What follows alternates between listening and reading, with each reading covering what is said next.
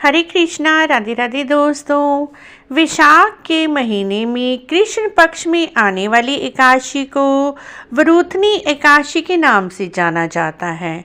वरूथनी एकादशी बहुत ही फलदायक है। विशाख माह में एकादशी का स्नान बहुत फलदायक होता है।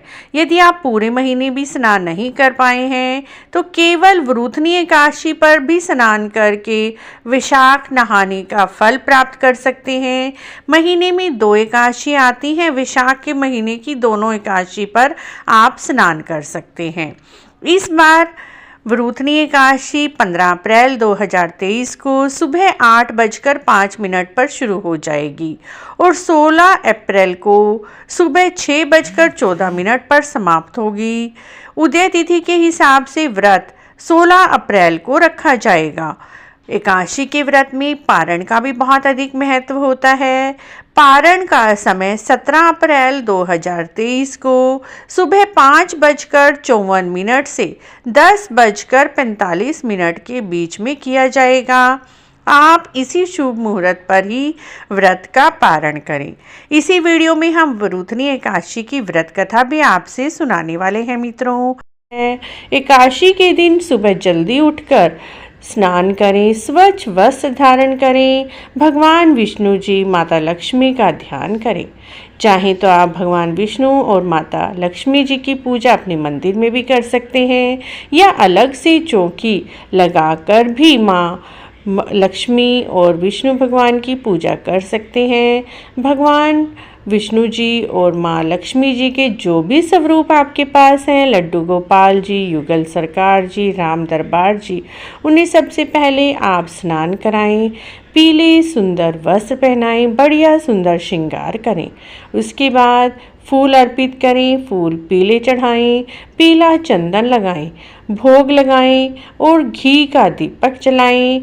और इस दिन विष्णु भगवान का विष्णु सहस्त्र नामक पाठ करना चाहिए। एकादशी व्रत की कथा आप सुन भी सकते हैं, पढ़ भी सकते हैं और उसके बाद आरती करनी चाहिए।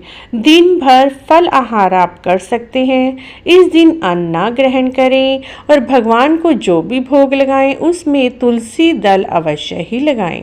एकादशी वाले दिन तुलसी के पत्ते नहीं तोड़े जाते, तो आप एक दिन पहले ही तुलसी पत्ते तोड़कर रख लें।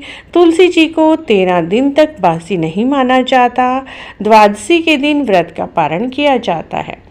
तो अब हम आपको वरूथनी एकादशी व्रत की कथा सुना रहे हैं, जो कि भगवान श्री कृष्ण जी ने युधिष्ठिर से कही थी। प्राचीन काल में मानधाता नाम का एक राजा था, जो नर्मदा नदी के तट पर राज्य करता था। वह तपस्वी दानशील राजा था। एक दिन वह जंगल में तपस्या करने के लिए गया। जंगल में एक स्थान पर तपस्या में लीन हो गया। वहां पर एक भालू आया। वह राजा मानधाता के पैर को चबाने लगा, लेकिन राजा तपस्या में लीन रहे। भालू राजा को घसीटते हुए काफी दूर जंगल में ले गया। भालू के इस व्यवहार से राजा बहुत डर गया। उसने मन ही मन भगवान विष्णु जी से रक्षा की प्रार्थना की। भक्त की पुकार सुनकर भगवान विष्णु जी वहां प्रकट हुए और भालू को मारकर राजा के प्राण बचाए। भालू ने राजा का पैर पूरी तरह से खा लिया था। इससे राजा बहुत दुखी हुआ था।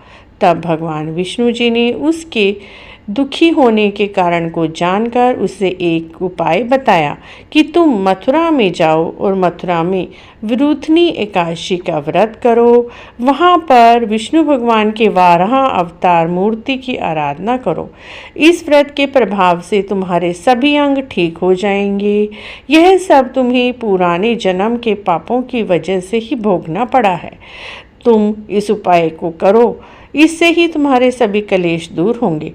प्रभु की बात सुनकर राजा ने वरूथनी एकादशी का व्रत मथुरा में जाकर किया। वहां पर उसने भगवान जी के 12 अवतार मूर्ति की विधि विधान से पूजा की, फल आहार किया, व्रत किया। वरूथनी एकादशी के प्रभाव से राजा फिर से सुंदर शरीर वाला हो गया और मृत्यु के बाद स्वर्ग की प्राप्ति हुई। इस प्रकार जो भी वरूथनी एकादशी का व्रत रखते हैं, उनके सभी कष्ट शारीरिक, मानसिक, किसी भी तरह के कष्ट हैं वह सब दूर हो जाते हैं और मोक्ष की प्राप्ति होती है। कहा जाता है वरूथनी एकादशी का व्रत रखने से 1000 कन्यादान का फल मिलता है और सहस्त्र गायें दान करने का मिलता है फल और गंगा स्नान का फल मिलता है। तो वरूथनी एकादशी का व्रत तो अवश्य ही करना चाहिए। अगर आप व्रत नहीं कर पा रहे हैं तो इस दिन कुछ नियमों का पालन करें। इस दिन चावल बिल्कुल ना खाएं, ना ही झूठ बोलें, किसी पर क्रोध करें, निंदा और चुगली से भी बचें, किसी को भी अपशब्द या कुछ भी बुरा भला ना कहें, इन सब बातों से दूर रहें, ब्रह्मचर्य का पालन करें, धरती पर शयन करें। इससे भी आपको वरूथनी एकादशी के व्रत का फल प्राप्त होता है। अगर आप व्रत कर रहे हैं तब भी इन नियमों का पालन करना है और नहीं कर रहे हैं तब भी इन नियमों का पालन करें तो आपको एकादशी व्रत का पूरा फल मिलता है। मित्रों, अगर आपको हमारी यह जानकारी अच्छी लगी है तो प्लीज़ हमारे चैनल को जरूर सब्सक्राइब करें, लाइक करें, शेयर करें, कमेंट बॉक्स में जय श्री कृष्ण अवश्य लिखें।